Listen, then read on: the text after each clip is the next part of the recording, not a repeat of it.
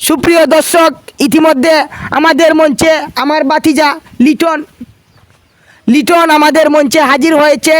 তার জন্য সবাই জুড়ে একটা করতালি। भाई यहाँ पे क्या हो रहा है भाई, ये कहाँ फंस गया भाई मैं। ইতিমধ্যে আমাদের অন্ধকার টিভি থেকে আমরা এবার ফুলের শুভেচ্ছা দিয়ে আমাদের লিটন ভাইকে আমরা স্বাগতম জানাচ্ছি।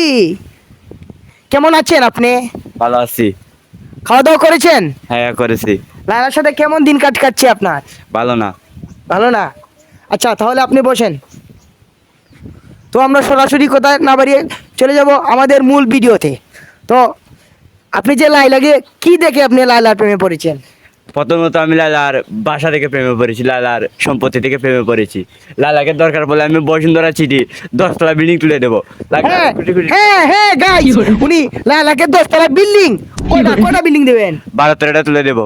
12-13টা বিল্ডিং গাইস।